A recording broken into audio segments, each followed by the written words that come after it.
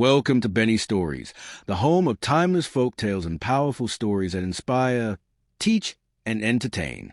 If you love stories filled with wisdom, culture, and life lessons, then you're in the right place.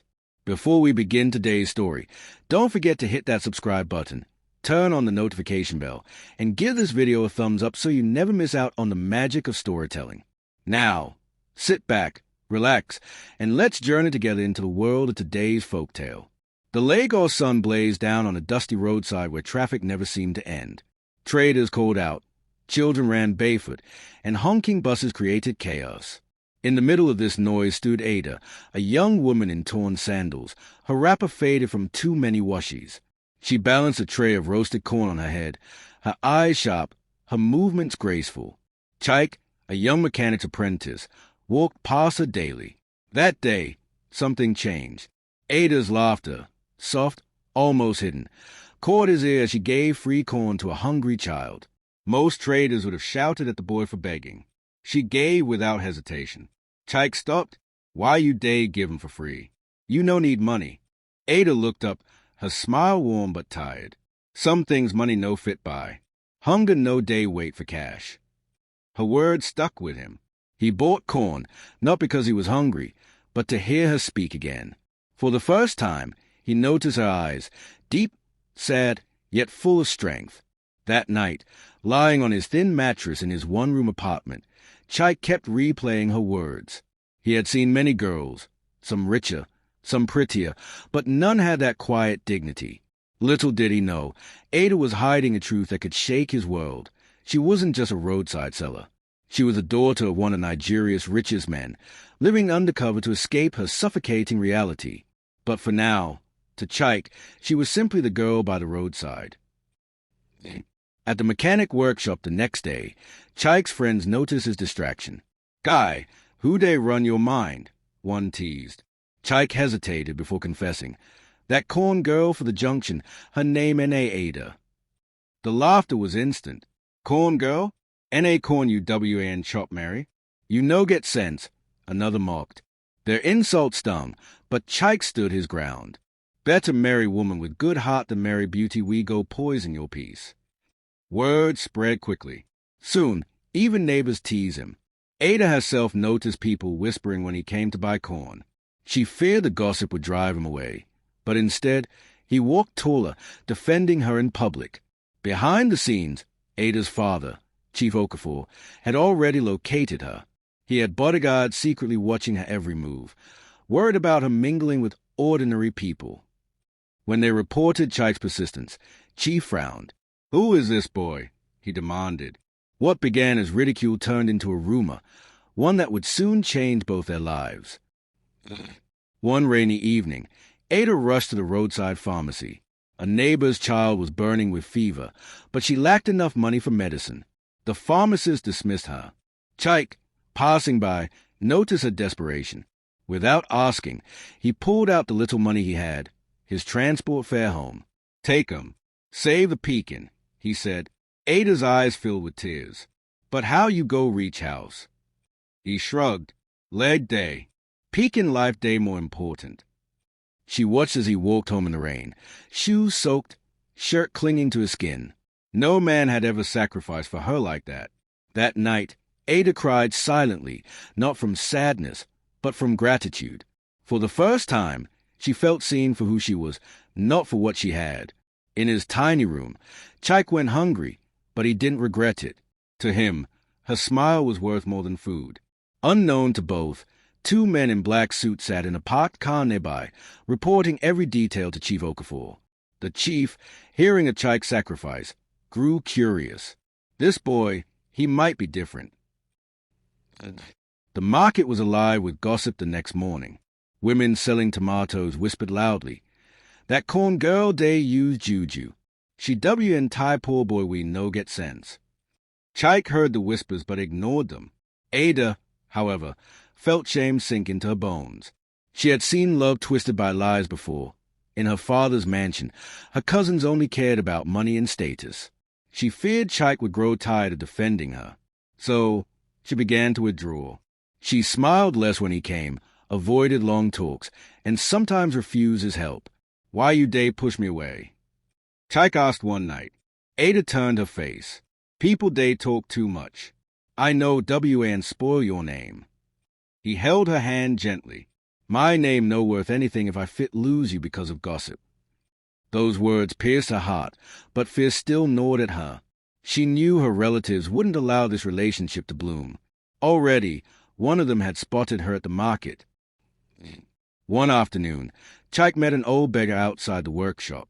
The man asked for food, and while others mocked the beggar's ragged clothes, Chike bought him bread and water.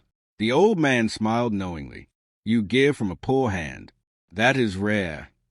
Chike shrugged. N.A. wetting I get. No big deal.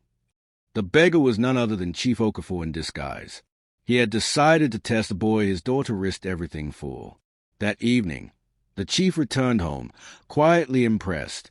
This young man, he murmured, he gives when he has nothing. Perhaps wealth cannot corrupt him. But the greedy relatives saw Chike as a threat. They whispered in dark corners of the mansion, if this boy marries Ada, our inheritance is finished. Unaware of the storm gathering, Chike and Ada found peace in stolen moments, never knowing their love was about to face its first true battle. Chike's life took a darker turn when the small factory where he worked shut down. With no steady job, his landlord began banging on his door every weekend, demanding rent. The neighbors muttered, this boy Dave follow corn girl up and down instead of finding work. One evening, his friends cornered him. Chike, you day waste your life. Leave that market girl. Look for rich babe we fit lift you. But Chike shook his head. Ada no get money, but she get peace. Peace better pass gold. That night, he walked to the roadside and found Ada waiting with a smile. She offered him roasted corn without asking for payment. You go pay later, she whispered, hiding the fact she had secretly arranged through her father's guard to cover his landlord's threats. To Chike, it was a mystery how Ada seemed to know his struggles before he even spoke. To Ada, it was painful that she had to hide her wealth, helping from the shadows. She longed to reveal the truth, but feared he would see her love as pity. When Ada's birthday approached, Chike knew he couldn't afford gifts from a shop. Instead, he carved a small necklace from scraps at the workshop. It wasn't perfect, but it carried his heart. That evening, he shyly handed it to her. N.A. small thing. No fine like gold, but N.A. me make 'em. Ada's eyes glistened. She slipped it around her neck like it was the most precious diamond in the world. This is the finest gift I've ever received, she whispered, though she owned jewelry worth millions locked away at her father's mansion. Far away, Chief Okafor watched from his black SUV, parked in the shadows. He saw the way his daughter lit up at Chike's humble gift and realized something money had never bought him, genuine happiness. But the greedy relatives, furious at Ada's defiance, began plotting harder. If she refuses to return willingly, we will drag her back, one vowed. Emeka, Chike's childhood friend, grew bitter watching his loyalty to Ada. Jealousy consumed him. Why should a poor mechanic deserve a girl that catches everyone's eyes? When Ada's uncle approached him with promises of money, Emeka betrayed Chike without hesitation. He revealed where Ada lived and when she met Chike. One night, as Chike and Ada sat sharing roasted corn under the moonlight, black SUVs screeched to a halt. Men in suits stormed out, dragging Ada into the car. Chike fought desperately, throwing punches, shouting her name, but he was overpowered, left bleeding on the roadside. Ada screamed through the window as the car sped away, clutching the wooden necklace he had given her. Chike stumbled home, broken but determined. I go find her. No matter where them hide you, I go find you. Ada was locked inside her father's mansion once again. The gates loomed high, guards at every corner. This is for your safety, Chief Okafor said firmly, though his heart ached.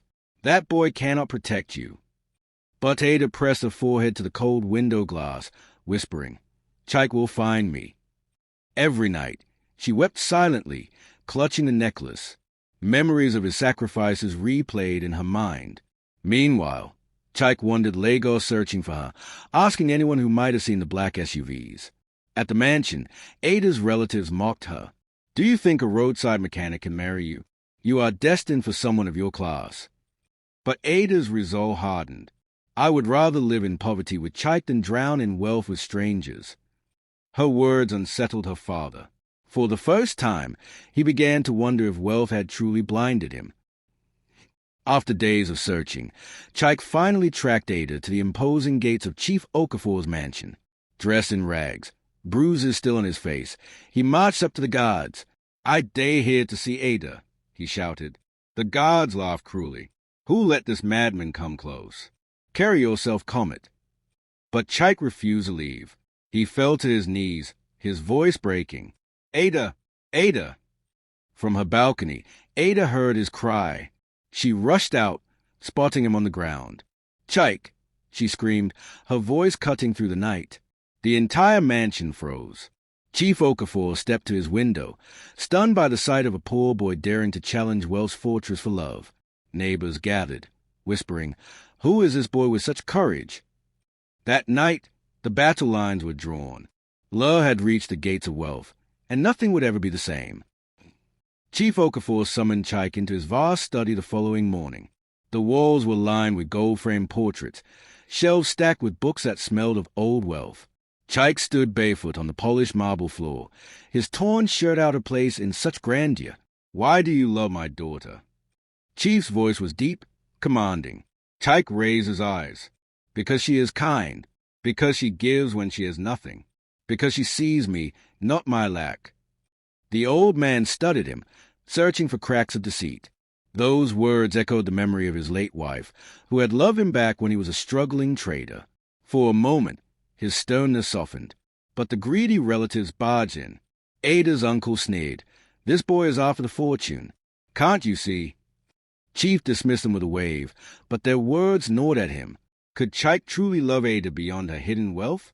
That night, Chief sat by the window, torn between a father's fear and a man's recognition of true love. The next day, Chief Okafor called Chike again. This time, a briefcase filled with neat bundles of 1,000 Nigerian nairas notes sat on the desk. "Here is 20 million Nigerian nairas. Walk away from my daughter. Start a new life. Forget her." The sight burned into Chike's eyes. It was more money than he could ever dream of. His fingers twitched. He thought of his landlord, his empty stomach, his tattered shoes. But then he remembered Ada's smile, the necklace on her chest, and the night she whispered, "You are my peace." Slowly, he pushed the briefcase back. "So, if love fit buy with money, he no be love. Keep your millions. I no want." Chief's eyes widened in disbelief. Few men had ever rejected his money. From behind the curtains, Ada overheard everything. Her tears flowed freely, not from pain, but from relief. She had finally found what she had been searching for all along, a love untouched by wealth. By the weekend, the tabloids exploded with headlines. "Billionaire's daughter in secret love with jobless mechanic." "Romance or madness? Ada Okafor chooses poverty over power." Photographers swarmed Chike's one-room home, flashing cameras at his leaking zinc roof. Reporters marked his torn shirts, his empty fridge. Neighbors shook their heads, some in pity, others in scorn. One morning, a stranger spat at his feet. "You day shame this city. Go marry your level." But that night, Ada disguised herself with a headscarf and slipped out of her mansion. Meeting Chike under the dim glow of a streetlight, she held his hand. "I don't care what they say," she whispered. "You are my choice." Chike looked into her tear-streaked face and nodded. "Then let them talk. We go write our own story." For the first time, love stood openly against society's cruelty, but it also painted a bigger target on their backs. Chief Okafor wasn't convinced yet. He summoned Chike again, this time with a new challenge. "If you can multiply 500,000 Nigerian nairas in 6 months, I will believe you can provide for my daughter. If not, you walk away forever." Chike accepted without hesitation. With no business experience, he started small, buying and reselling used phones. He worked day and night, sleeping in his stall, eating nothing but bread and pure water. Ada visited in secret, disguised as a customer, slipping him encouragement and advice. "Don't give up," she whispered one evening. "Every small profit is a step closer." Slowly, Chike's trade grew. By month 4, he had enough to rent a tiny shop. By month 5, customers lined up daily. He reinvested every profit, refusing to touch the money for himself.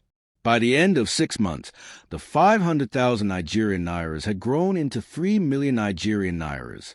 Exhausted but proud, Chike looked at his shop sign, Chike's Mobile Hub, and smiled. For the first time, he believed he could offer Ada a future with dignity.